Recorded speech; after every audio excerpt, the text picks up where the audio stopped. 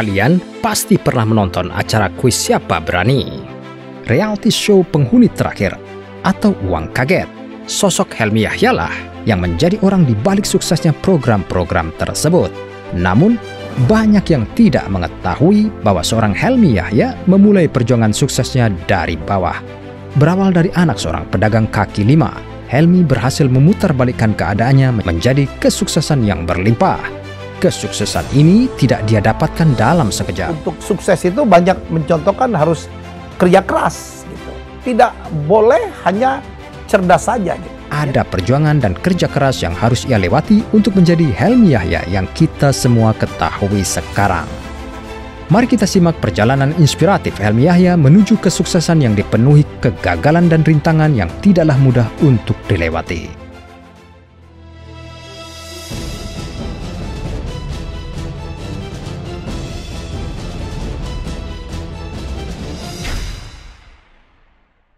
Helmy Yahya kerap dijuluki Raja Kuis, lahir pada tanggal 6 Maret 1963. Berasal dari keluarga yang sangat sederhana, Helmy seringkali dihina karena ayahnya hanyalah seorang pedagang kaki lima. Namun, hinaan ini tidak membuatnya menyerah, tetapi ia justru termotivasi untuk menjadi orang yang sukses. Sejak kecil, Helmy selalu menganggap kakaknya Tantowi Yahya sebagai saingan dia. Dia selalu merasa di-overshadowed oleh Tantowi, sampai di poin tertentu dia merasa ayahnya lebih sayang Tantowi daripada dia. Helmy dan saudara-saudaranya dididik oleh ayahnya dengan keras dan disiplin. Pukulan dan tendangan menjadi hal yang biasa diterima Helmy jika bangun terlambat atau melakukan hal yang teledor. Meski demikian, Helmy tahu bahwa ayahnya hanya melakukan ini untuk kebaikan dirinya. Tidak hanya itu, Helmy juga diharuskan untuk fasih berbahasa Inggris oleh ayahnya. Helmy dan Tantowi dipaksa untuk kursus bahasa Inggris yang terletak jauh dari rumah mereka. Setiap hari mereka harus jalan 8 km untuk sampai di sana dan 8 km untuk balik lagi ke rumah.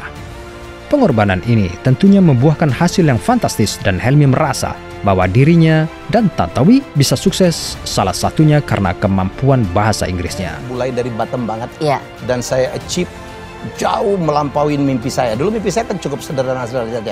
Jadi pekerjaan saya adalah bersyukur, ya, dan itu yang membuat saya tidak stres. Sejak menduduki bangku SD, Helmy dikenal sebagai anak yang sangat cerdas dan berprestasi. Dia sadar bahwa cara untuk bisa sekolah tanpa harus membebani orang tuanya adalah dengan berprestasi. Ia mengikuti dan memenangi banyak lomba dan acara di masa SD sampai SMA-nya. Dari hasil kemenangan itu, Helmy mengantongi sejumlah uang yang bisa dia pakai untuk membayar uang sekolah. Berhasil meraih 5 besar nasional saat lulus SMA, Helmy ditawarkan beasiswa di banyak universitas terkemuka.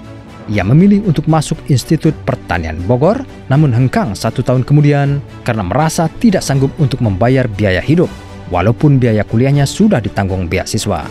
Karena kondisi ayahnya yang sedang sakit, Helmy terpaksa harus mencari universitas atau tempat kuliah yang benar-benar gratis. Akhirnya, setelah Helmy diterima di STAN atau Sekolah Tinggi Akuntansi Negara, ayahnya Helmy menghembuskan nafas terakhir. Titik terendah adalah waktu saya kehilangan ayah saya.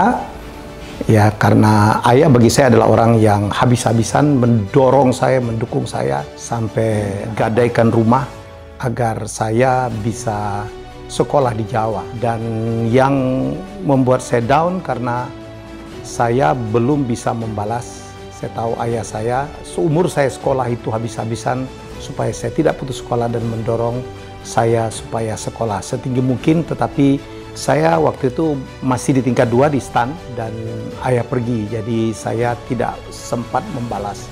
Apalagi sekarang yang melihat bahwa saya punya banyak hal yang bisa membahagiakan ayah saya dan ayah saya tidak menikmati hasil kerja kerasnya. Pasca lulus dari STAN dengan predikat lulusan terbaik, Helmy mendapat beasiswa dari Bank Dunia untuk melanjutkan sekolah di University of Miami, mengambil gelar Master of Professional Accounting. Di Amerika Serikat, Helmy juga sempat menjadi penyiar NBA dan mendapatkan kesempatan untuk menginterview beberapa pemain hebat seperti Magic Johnson, Kareem Abdul-Jabbar, dan Shaquille O'Neal. Walaupun mempunyai master di bidang akuntansi, ternyata jalan hidup Helmy mengarah ke televisi.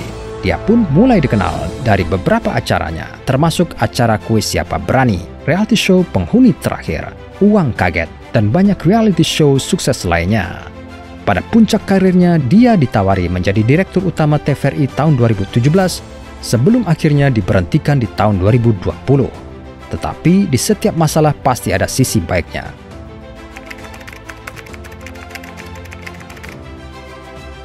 Turning point saya ada dua. Satu, pada saat saya berani memutuskan untuk keluar dari pegawai negeri, karena saya sadar betul saya walaupun kuliah di STAN, kedinasan, dan saya selesai D3, D4, dan kemudian S2 dapat beasiswa juga dari negara, tetapi saya merasakan bahwa saya lebih bisa berkembang kalau saya tidak di jalur birokrasi atau tidak di jalur pegawai negeri. Makanya saya keluar dan alhamdulillah itu terbukti saya bisa jauh lebih berkembang setelah saya meninggalkan kepegawaian negerian. Walaupun dipercaya menjadi Dirut TVRI, saya memimpin lebih dari 4.000 pegawai negeri.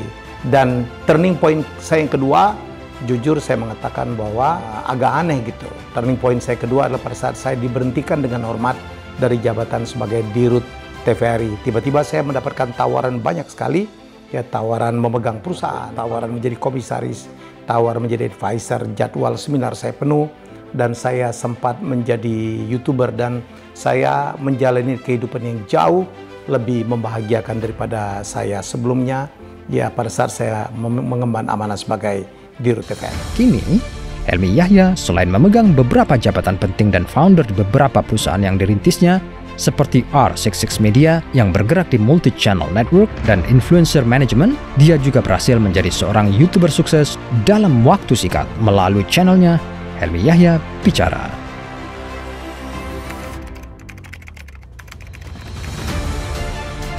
Nothing is impossible, tidak ada yang tidak mungkin. Chase your dream, ya, kejarlah mimpimu dan tentukanlah mau jadi apa. Tentukan your personal goal, itu yang saya selalu katakan, personal goal. Dan kalau sudah punya personal goal, bungkus dia dengan diferensiasi.